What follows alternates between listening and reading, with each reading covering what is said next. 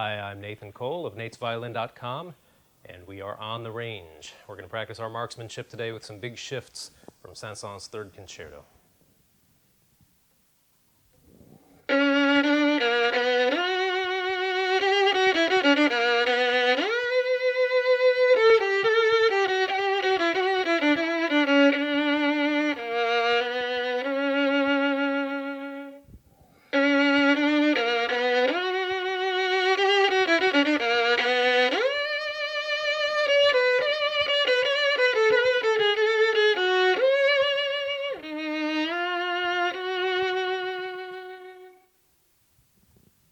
So, how do I know that I'm going to make these shifts?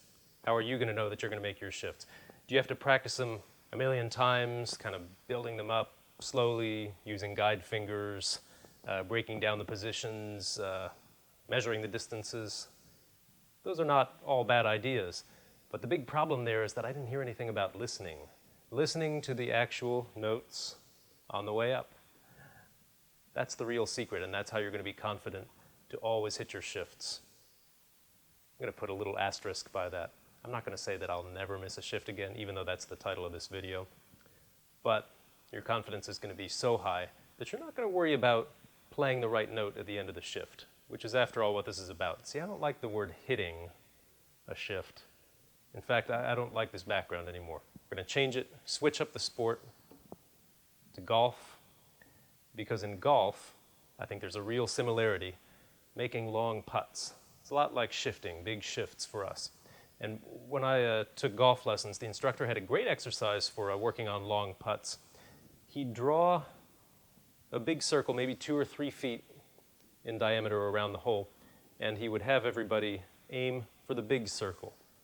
He'd say, this is about a two-putt, because in golf, really the gold standard is being able to get onto the green and then get off in 2 putts or less. So for these long ones, he'd say, just aim for anywhere in the big circle, because if you get it in there, then you're going to be able to make your next putt, and that's the goal.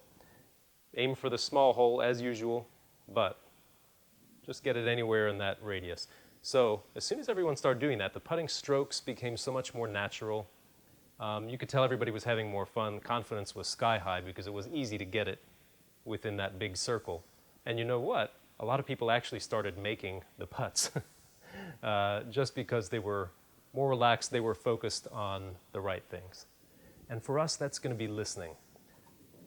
So, here's how you can never miss a shift. I can't miss that, right? Does that seem like cheating? The fact that I'm shifting so slowly? Not cheating. I'm listening to the notes on the way up, and I'm stopping when I get there. That's really all there is to it. I don't have to play the whole shift slowly. I'm going to warp up there maybe 80 or 90% of the way, get close, and then the second part of my two-putt, I'm slowing down into the note, listening so that the exact moment, now this part is precise, the exact moment I get to the note, that's when I have my best sound, vibrato, the complete finger pressure that I would normally have. I get most of the way there. The last little bit, I'm warming into the note. And I do that for all the shifts, and I practice in that way too. So for this first one in the Saint-Saëns, from B to B, that's from second to third finger, I know a number of things about every shift I practice. I know if it's going to be on the old or the new finger. This is going to be the new finger, the third finger. And I know if it's going to be, if it's during a bow change, if it's going to be on the old or the new bow. This is going to be new bow as well. So I'm going to be shifting on the third finger on the up bow. So now I've taken playing the right note in tune out of the equation. I know I'm going to do that. So then the whole game becomes changing the timing. So all the repetitions, all the training is really for your ears, not so much for the arm and the hand. That's going to get its repetitions in the course of this anyway. But you're training your ear. The greats like Heifetz had lightning quick ears. They could make these adjustments at the very last millisecond. That's what you're going to be after too. You're going to play it in tune, no question about that. You're going to be refining the timing.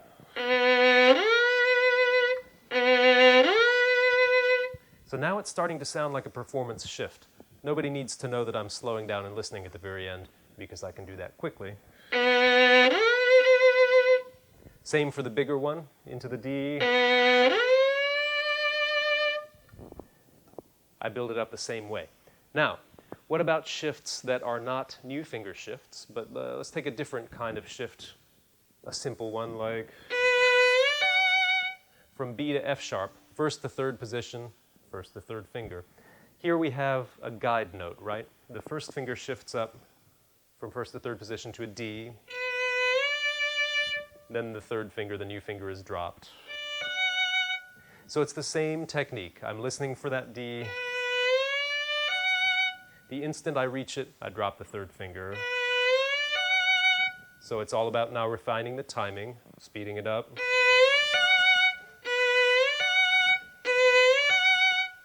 And now it sounds more like a performance shift. That's the case, say, for a very common pattern, shifting up an octave from first to fourth finger. For example, from F sharp to F sharp. Got the guide note of a C sharp.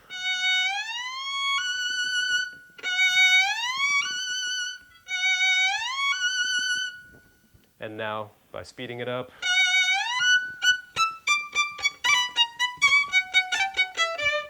it's La Campanella. So I can't miss it low, right? Because I'm listening all the way up. I just keep going till I get there. If I miss it high, that means I wasn't listening very carefully on the way up. So again, full confidence with this. Now finally, what about those shifts that you can't really listen for on the way up? There's a notorious one in the Schubert cello quintet, the great C Major quintet, in the scherzo, terrible moment for the first violin.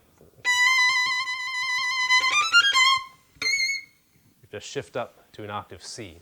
So what am I going to do there? I can't listen on the way up, but I practiced it that way. There's my guide note of a G.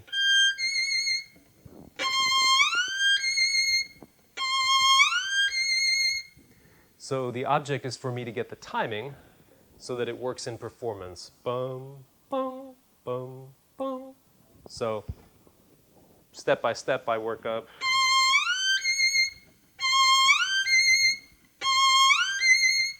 Now my hand is going to make that same motion, same easy motion in performance, just the bow is going to be in the air. And I know that that C is going to be in the same place as it was when I was listening on the way up. So there you have it, 100% confidence, total confidence in your shifts, whether you're practicing or especially performing. And pretty soon, just like me, you'll never, excuse me, never miss a shift again. That's it. Stay tuned to the Nate's Violin channel on YouTube for more videos from me, and better yet, visit natesviolin.com. Sign up for the email list there. You'll never miss my latest tips, tricks, videos. Look forward to seeing you there. Let me know in the comments here how this has worked for you. And I'm going to close out by playing some Campanella.